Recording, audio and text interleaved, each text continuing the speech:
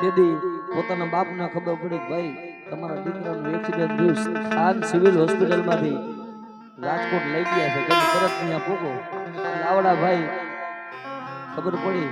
પોતે કોઈ ઘરે કીધું નહીં કે આપણા દીકરાનું એક્સિડન્ટ થયું, એમના ત્રણેય બહેનોને કીધું નહીં કે આપણા ભાઈનું એક્સિડન્ટ થયું. તરત જ એ હાથમાં જે કાંઈ 2-5 હજાર રૂપિયા હતા લઈ અને તરત ખાનના હોસ્પિટલ પહોંચ્યા ને દીકરા માથે હાથ મૂક્યો ને ડોક્ટર એમ કહી દીધું કે આ બાજી રે ને, આ બાજી તમારી, તમે હારી ગયા છો ભાઈ.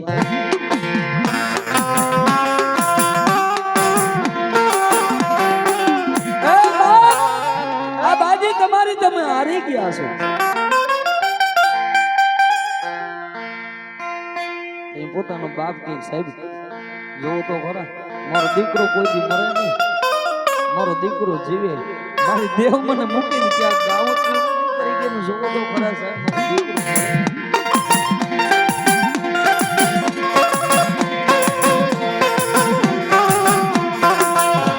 એટલી ખરી બોલે ને બાપ. ત્યાંથી તરત જ રાજકોટ લઈ ગયા. રાજકોટ એટલે કીધું કે દીકરામાં કાંઈ છે ને તેદી પોતાની બીજો દી ઉગે એટલે બેનને ખબર તો પડે ને કે મારો ભાઈ આજે આખો દી નો હોય ગયો, મારા બાપુ ઘરે નથી. એટલે એ દીકરીના જેના લગ્ન હતા ને દીકરીએ પોતાના પપ્પાને ફોન કર્યો, પપ્પા આપણો ભાઈ હજી આવ્યો નથી, તમને ખબર છે ક્યાં છે? હવે તમે વિચાર કરો, ખાલી દ્રશ્ય કેવું હોય કે પોતાનો ભાઈ મરણ પથારીએ જીવ જ નથી અને પોતાનો બાપ એમ કે બેઠા તારો માંડવો રહ્યો ને, તારો માંડવો કારો થઈ ગયો બેટા, તારો માંડવો કારો.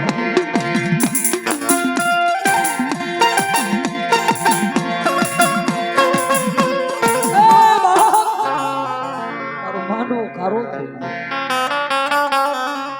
બેટા, મારું લાખનું લૂંટાઈ ગયું અને તારા લાલ માંડવા વેખી અને અહીંયા આપણો ધોરો માંડવો નાખવાનો છે. અરે બાપુ શું તમે બોલો છો બેટા?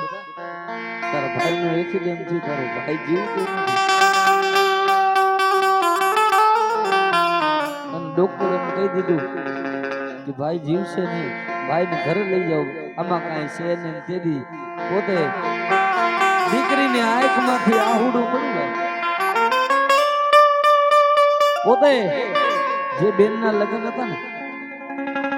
એ હાથમાં ફોન હતો, ફોનનો ઘા કરી એ રાતના 12નો ટકોર થયો. માતાજી સામે હળી મારી, માતાજી સામે માથું ભટકાડીને પોતાના માથાના વાળ તોડીને એટલું કીધું કે મારો ભાઈ વયો ગયો પણ મારા ભાઈ વારે મારી કોળિયાર મરી ગયો.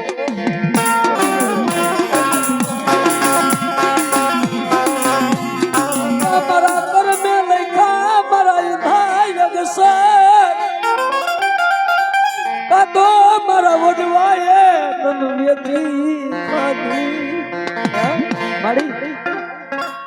મારા ભાઈઓની ભૂલ છે, મારા બાવતરની ભૂલ છે, પણ એ ભાગણી તારા કરતા મેં દીકરીએ કોક દીક જો મળદ મુસારા ને પૂજા કરી હોય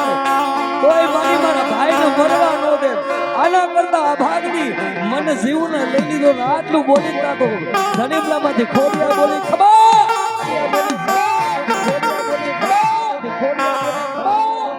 મારી દીકરી રોવે મને ગમે નહીં.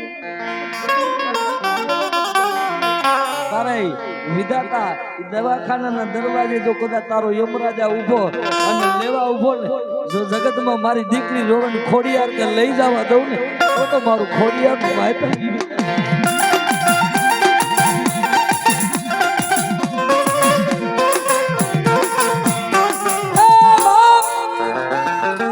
મારા કરતા કોક મરદની પૂજા કરી હોત તો મારે મને મારો ભાઈ ને સીસી નો લે.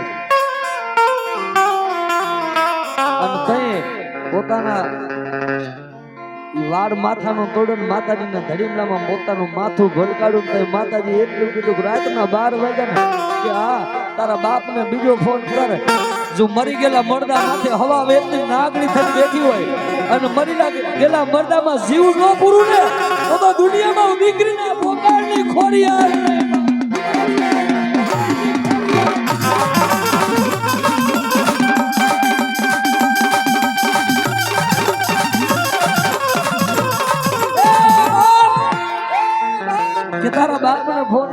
એટલું પૂછ કે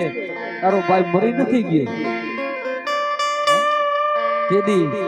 માતાજી ખોડિયારે આજે મોજૂદનો દાખલો છે તેદી એટલું કીધું તો બાપ મરી ગયેલા મરદાની માથે પોતાનો બાપ બાનાધારી નું નો સાંભળ્યું ને એટલું એની દીકરી નું સાંભળ્યું ભલામણા તેદી પોતાના દીકરી એટલું કીધું તું મારી કા તો તું મારા વડવા વાહે મરી ગઈ મારા બાપુના નાયક વેચી ચાલો કોઈ દીકરીયું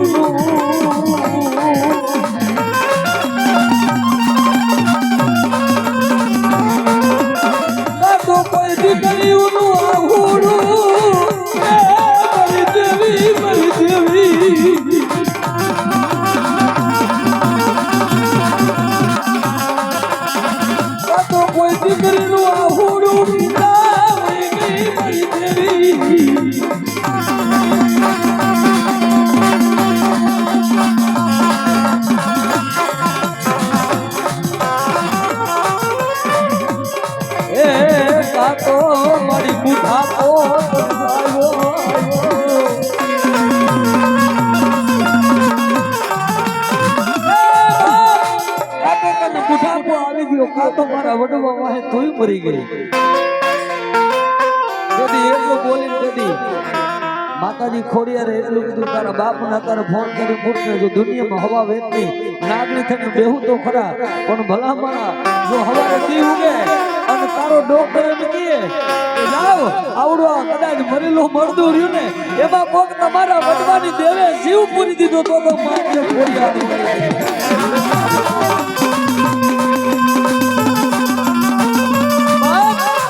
આજે મોજૂદનો દાખલો છે એ દીકરાને આખા માથામાં 38 આવ્યા હતા અને આજે મોજૂદનો દાખલો છે હગા મારા કાકાનો દીકરો જેને વાત કરી ખાન અને એના પપ્પા આજે બાનાધારી ભુવા છે જે કોઈને જોવું હોય ને એ રાજકોટના રિપોર્ટ સાથે પડ્યા છે જે કોઈને જોવું હોય નિર્ણય કરવો એકવાર જોઈ આવજો દુનિયામાં તમને પાવર હોય ને તો મારી દેવ છે જો કદાચ લીંબોલા માંગે અને આગરી છે જો આકાશનો તારો ન ઉતારે ને હે તો મારી ગોબર બાબા વાહે ખોડિયાર ક્યાં થઈ ગયો